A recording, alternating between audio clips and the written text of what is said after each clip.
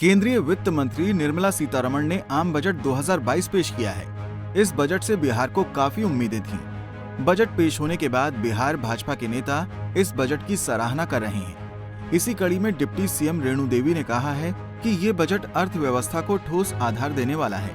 ये दूरदर्शी बजट है जो भारत को आत्मनिर्भर बनाने की दिशा में मील का पत्थर साबित होगा।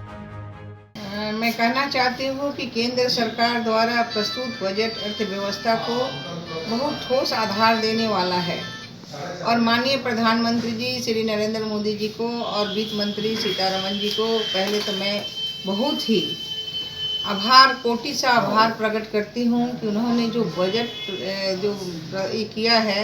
पेश किया है उसमें अगर देखा जाए तो बजट जो है दूरदर्शी और कोरोना के विषय में भी देखा जाए तो उस समय की अर्थव्यवस्था में काफ़ी देने वाला है और यह बजट जो है आत्मनिर्भर भारत के लिए जो है वो आज़ादी के अमृत महोत्सव को भी नए भारत की नींव का ये डालेगा, ऐसा ये बजट पेश हुआ है।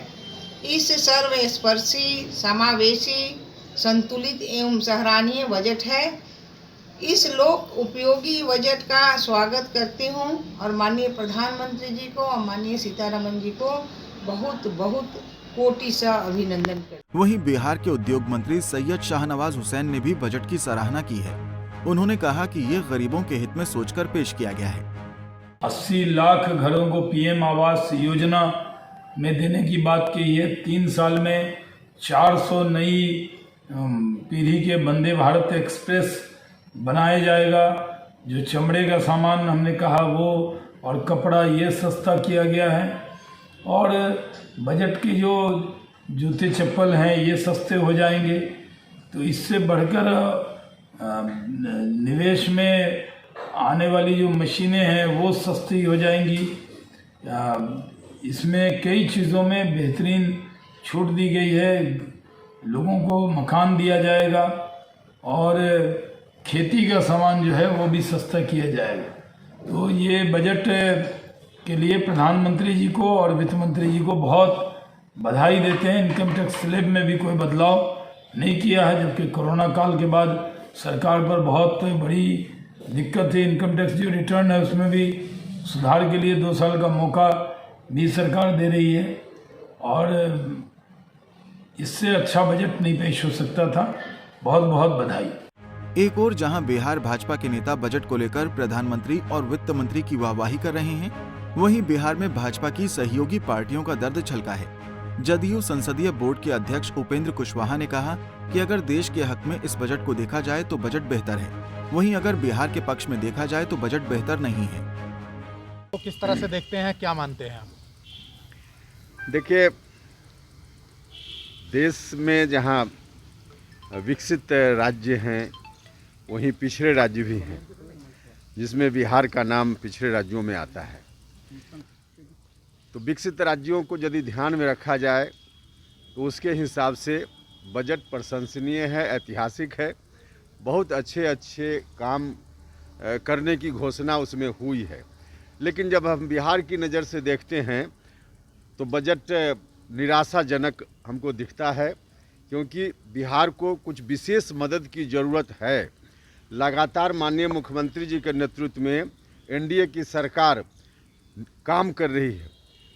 बिहार आगे बढ़ भी रहा है, हर सेक्टर में आगे बढ़ रहा है, लेकिन अन्य राज्यों के मुकाबले, जो विकसित राज्य हैं उनके मुकाबले हम अभी तक नहीं पहुंच पाए हैं। और वहां तक पहुंचने का एक ही फार्मूला है कि बिहार पर विशेष ध्यान दिया जाए। हम उम्मीद कर रहे थे कि हमारी जो मांग है विशेष राज्य के दर्जा की मांग, इस पर वित्त मंत्री जी ध्यान देंगी, लेकिन इस बजट में इस मांग को अनसुना कर दिया गया। इसलिए हम बिहार की दृष्टि से इस बजट को निराशाजनक मानते हैं। आप लोग अभियान भी चला रहे थे लगातार? अभियान तो हमारा चल रहा है विशेष राज्य के दर्जा की मांग को लेकर, और जब तक यह मांग पूरी नहीं होगी तब तक हमारा अभियान जारी रहेगा। लेकिन इस बार हम उम्मीद करते थे कि शायद केंद्र की सरकार इस मांग पर ध्यान देगी। बिहार के पिछड़ेपन को दूर किए बिना देश पूरा विकसित नहीं हो सकता है, यह बात प्रधानमंत्री जी भी बोलते रहे हैं। तो इसलिए हम लोग उम्मीद करते थे, लेकिन उम्मीद पर पानी फिरा। इसलिए हम बोल रहे हैं कि निराशाजनक बजट बिहार की दृष्टि से है। डबल इंजन की सरकार में ट्रबल आखिर कहाँ आ रहा है?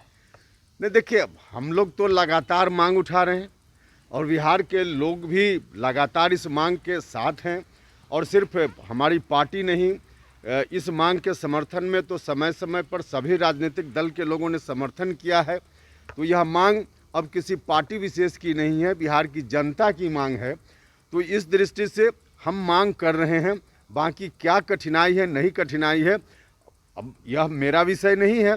लेकिन अगर कोई कठिनाई भी हो तो भारत सरकार पूरी ताकत के साथ प्रधानमंत्री जी के नेतृत्व में जब काम कर रही है तो उसके सामने कोई कठिनाई हो ऐसा मुझको नहीं लगता है।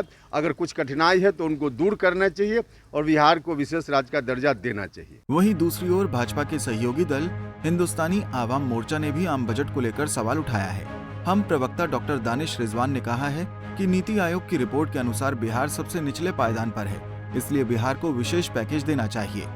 देखिए, ये बजट बिहार के लिए निराश करने वाला बजट है।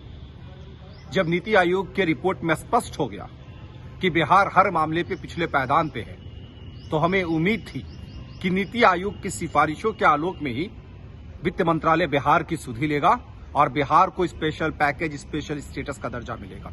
लेकिन आज के बजट ने एक साबित कर दिया कि कहीं ना कहीं से आज भी बिहार की हकमारी हो रही है, जो बिहार के युवाओं के लिए, बिहार के लिए कहीं से ठीक। एनडीए के घटक दलों में किसी मुद्दे पर बिखराव कोई नई बात नहीं है।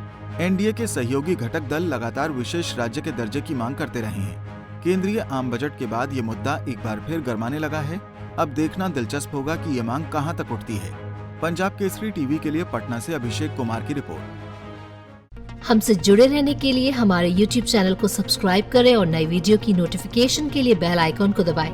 अगर आप ये वीडियो Facebook पर देख रहे हैं तो लाइक जरूर करें और ज्यादा से ज्यादा शेयर करें। धन्यवाद।